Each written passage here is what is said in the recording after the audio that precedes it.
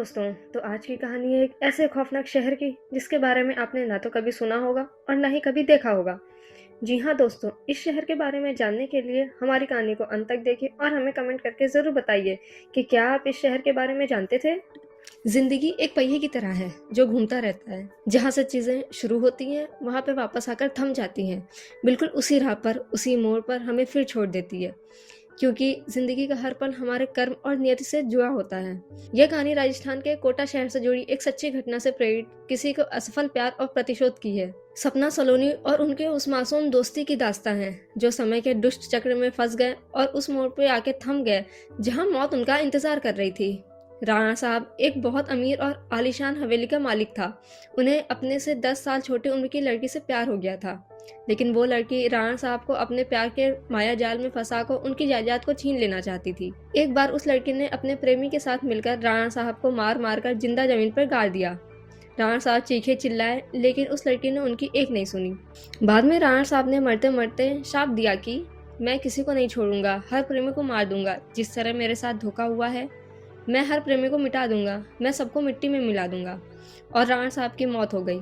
उस दिन के बाद वह जगह और वह हवेली शापित हो गई थी।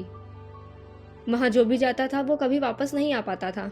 आज भी राणा साहब की प्रोतमा वहां घूमती रहती थी। कुछ दिनों के बाद उस हवेली में एक प्रेमी कपल वहां पर घूमने के लिए आए, सपना और रजत। उन दोनों की सगाई हो चुकी थी, लेकिन शादी करनी बाकी थी।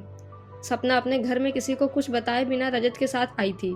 सपना और रजत मजाक मस्ती में उस जगह पहुंच गए जहां राणा साहब को जिंदा दफन कर दिया गया था।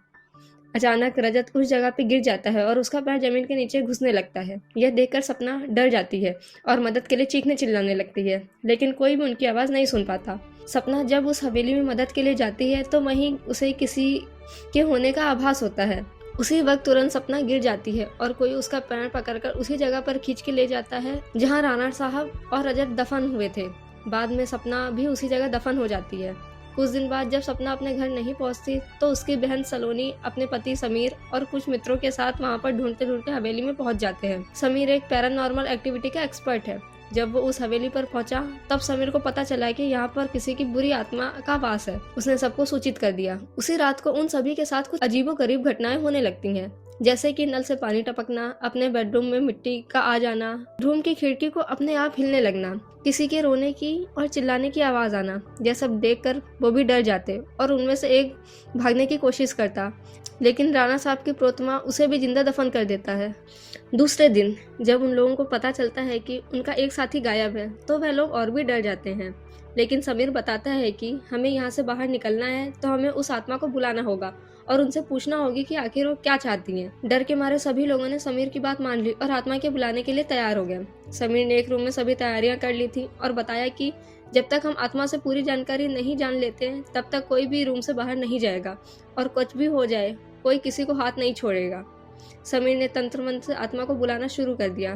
कुछ ही देर में तेज पवन और बिजली के साथ राणा साहब की आत्मा उस रूम में आ गई। समीर ने उस आत्मा से बात की, आखिर तुम चाहते क्या हो? तुम लोगों को क्यों मार रहे हो? कौन हो तुम? राणा साहब की आत्मा ने कहा, निकल जाओ यहाँ से, मैं किसी को भी नहीं छोड़ूंगा, सब मारे जाएंगे, जो भी यहाँ आएगा उन सबको मार दूंगा। इतना कहकर वह आत्मा चली गई। वो लोगों बाद में सपना की आत्मा को बुलाया और पूछा आखिर उसके साथ क्या हुआ था।